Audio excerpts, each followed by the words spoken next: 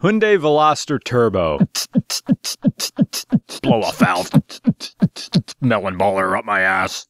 Veloster Turbo, second to none. It's got a push-button start like a PS1. And the elderly drool when I give him the deets on how the heated seats loosen up my stool. When business majors talk about organizational inertia, they're not just talking about a company's resistance to change, but about an entire principle that supports detrimentally outdated business practices. Because what is organizational inertia but an embracing of stagnation, filleting the past while letting the future wither and die on a vine? Look at Netflix. They rule the world right now because they've shown a willingness to adapt to the needs and demands of their users. Physical media going by the wayside? Here. Have some streaming options. Recession in effect? Ooh, hey, have access to our entire library for $7.99 a month. Look, we're not trying to shill for Netflix here, but there remains a simple guiding principle for businesses that want to survive in a changing cultural climate. Give your users what they actually want. Not just what you think they want or what you yourself want, because that's a zero-sum game. Track day, bro! Of course, this is mostly just a roundabout way of saying that tailoring a specific model of car to the youth is a solid plan. It really isn't the same thing as changing an existing business model to accommodate a new way of thinking, though. The Hyundai Veloster was the gem of the company's new premium Youth Labs sub-brand, filling the gap wound the Tiburon left on the mortal flesh of Hyundai's corporate carcass in 2008. The Veloster Turbo is a Franken car, a vehicular chimera, or however you pronounce that. It's that fish that looks like everything. Half coupe, half sedan, half sports car, and half hatchback, stitched together with an asymmetrical door configuration. You get Blue Link technology, which is meant to undermine the ubiquity of OnStar, and vehicle diagnostic features to prevent the layperson from getting rooked by their hob-leg mechanic from Yonkers. The Veloster name is a combination of velocity and roadster, with the form of a coupe and the function of an economy car. Struts in the front, and a twist-beam axle in the back like a mullet for a new era. With 3 doors, a hatch, a big ass, and purposeless sunroof, this is the 3-tittied hooker from Total Recall. The Veloster Turbo has electric power steering that suffers from impotency problems, and it has to spend all its time next to the naturally aspirated standard base model, making 138 horsepower on a 1.6-liter 4 with a 6-speed manual, chugging up to 60 miles per hour in 8.5 seconds. Again,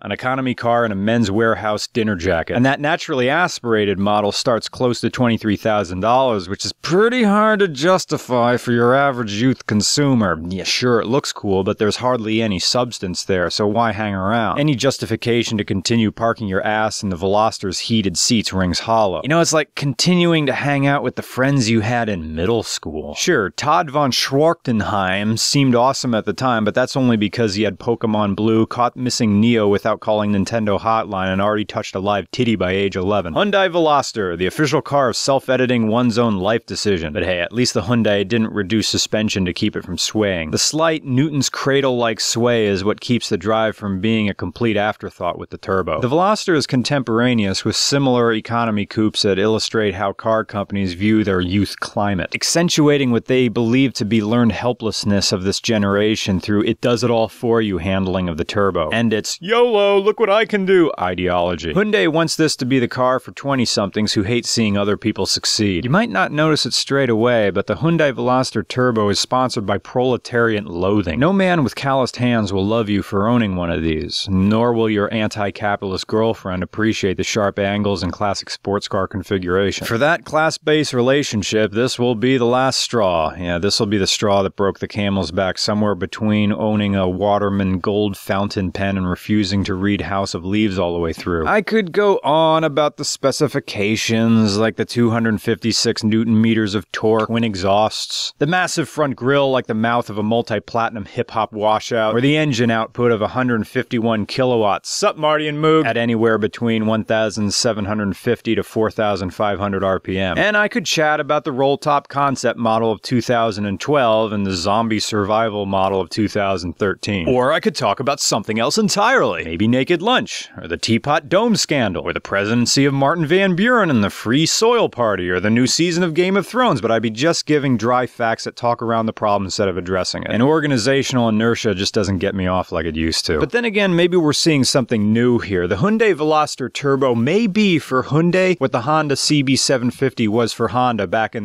1969, right? I mean, Hyundai back in the 90s was that fat kid in gym class who was trucking and giving 110% 100% in the gym class. Oh, he's gonna flag football. But here comes Honda in the 90s, and Honda's well established, and he's all goth now. He's cutting the filters off of his cigarettes, and he's just loping across the goal line, and, he doesn't take good care of himself, but gets pussy anyway. But Hyundai in the 90s knew what it was doing. It was offering that gigantic, America's best warranty in 100,000 miles. And Honda was going, we're Honda. Hyundai doesn't really have a race team, but maybe it doesn't need to. The guy who owned this Veloster Turbo was telling me that the turbo, even though it's connected directly to the exhaust manifold, it's capable of 20 pounds, right? 20 pounds out of a stock car. And because of reasons, the owner capped the blow-off valve just so it's louder. So maybe high schoolers of today don't look at Hyundai as the cheap Honda. It may be coming into its own. We're all in agreement, intercourse is fun, hey Veloster Turbo, let's go find some.